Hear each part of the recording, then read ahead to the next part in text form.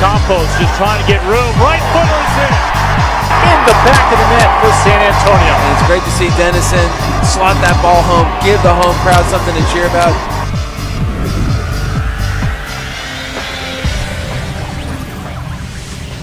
For a sixth time this year in 2012, the Scorpions and Stars on a collision course.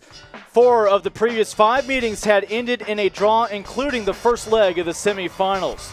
It all came down to a final 90 minutes of play in which a draw simply would not do. Only one team could ultimately advance to play in the championship rounds against second seed Tampa Bay. And for the Scorpions, after feeling out one another early on, a familiar face came to the forefront. Pablo Campos, the 2012 NASL Golden Boot winner, came through with a go-ahead strike.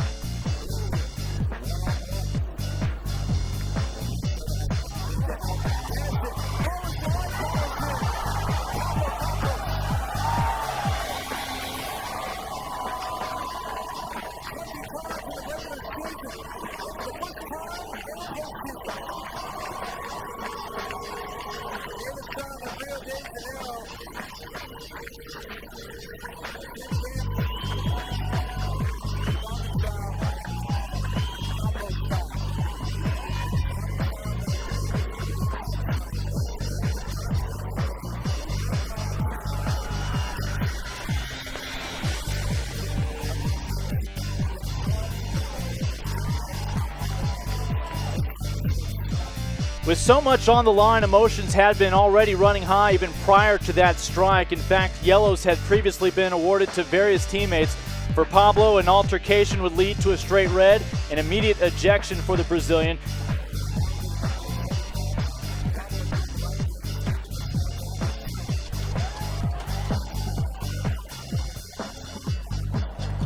And as a result, the Scorpions were facing with more than an hour remaining on the clock of playing down a man. It was a monumental task there for the Scorpions, playing with just 10 against a very patient, very succinct, concise Minnesota team who eventually in the second half was able to get the job done.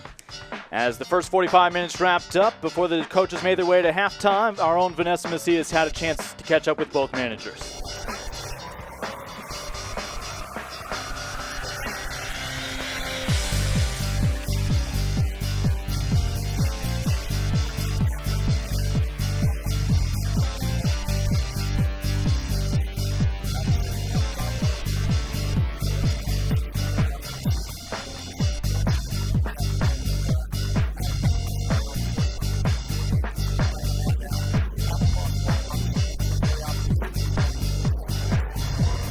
So we enter the second half of play. Scorpions, despite being down a man, had the 1-goal advantage on the board. It would continue that way despite consistent pressure and renewed vigor from the Stars in the second half. Good tactical move by Manny Lagos and the Minnesota Stars. They moved Jamie Watson over to that left side, so Watson and Bracalello doing a lot of good work down that left flank, consistently pounding balls into the area, a lot of centering from the left side, and eventually leads to a goal.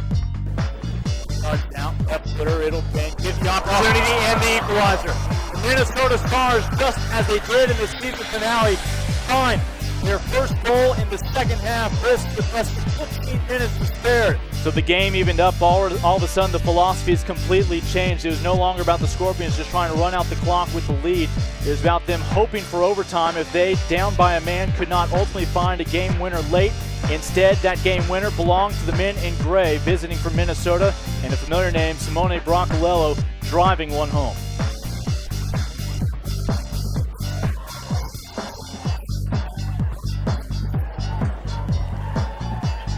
Yeah, all credit to Bracalello, who let loose on it and sent an absolute bullet past Daryl Sattler, past the outstretched left hand of Daryl Sattler inside the far post. The Italian gives the Minnesota Stars the necessary game-winning goal.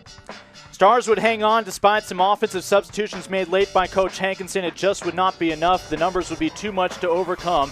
And for a second straight year, it would be the 6th-seeded Minnesota Stars advancing to play for the championship.